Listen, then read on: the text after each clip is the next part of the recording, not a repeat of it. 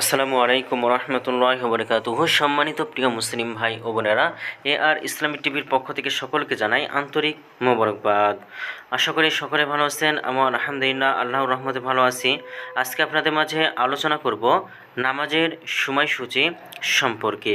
তো আজ থেকে মঙ্গলবার 10 সেপ্টেম্বর 2024 ইংরেজি, 26 ভাদ্র 1431 বাংলা, 6 রবিউল আউয়াল 1446 হিজরি, ঢাকা এবং তার পার্শ্ববর্তী এলাকার নামাজের সময়সূচিগুলো তুলে ধরছি। তারপরে অন্যান্য জেলা বিভাগগুলোর নামাজের সময়সূচিগুলো আপনার মাঝে তুলে ধরব। আজকে ঢাকা এবং তার পার্শ্ববর্তী এলাকার তাহাজ্জুদ এবং সেহরির শেষ সময় হলো 4:22 আজকে ফজর ওয়াক্ত শুরু হয়েছিল 4:27 এবং ফজর ওয়াক্ত আজকে শেষ হবে 5:42। জোহরের ওয়াক্ত আজকে শুরু হবে 11:56।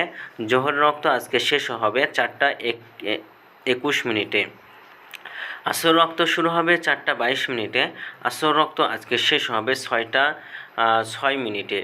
মাগরিবের রক্ত আজকে শুরু হবে 6:10 এবং মাগরিবের রক্ত আজকে শেষ হবে 7:22। এশা রক্ত আজকে শুরু হবে 7:23 এবং এশা রক্ত আজকে শেষ হবে 4:22। আজকে সূর্যাস্ত যাবে 6:09 এবং আজকে সূর্যোদয় হবে 5:42। 11 ঢাকা এবং তার পার্শ্ববর্তী এলাকার নামাজের সময়সূচি। এখন আপনাদের মাঝে আলোচনা করব বিভাগীয় শহরের জন্য উল্লেখিত সময়ের সঙ্গে যেসব বিভাগের সময় আপনি যোগ বিয়োগ করবেন তা হলো এই, অর্থাৎ আপনি বিয়োগ করবেন চট্টগ্রামে 5 মিনিট এবং সিলেটে 6 মিনিট কম করবেন।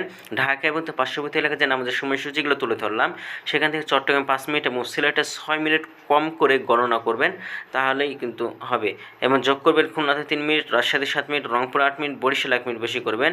ঢাকা এবং তার পার্শ্ববর্তী এলাকায় যে নামাজের সময়সূচিটা রয়েছে সেখান থেকে খুলনাতে 3 মিনিট, রাজশাহীতে 7 মিনিট, রংপুর 8 মিনিট, বরিশালে 1 মিনিট বেশি করে গণনা করবেন, তাহলেই কিন্তু হবে। তো আজকের ভিডিওটি বন্ধু ছিল, আর এই সূত্রটা আমরা নিয়েছি ইসলামী ফাউন্ডেশন থেকে। ভিডিওটি ভালো লাগলে অবশ্যই চ্যানেলটি সাবস্ক্রাইব করে পাশে থাকবেন। ধন্যবাদ সকলকে। আসসালামু আলাইকুম রহমতুল্লাহি ওয়া বারাকাতুহু।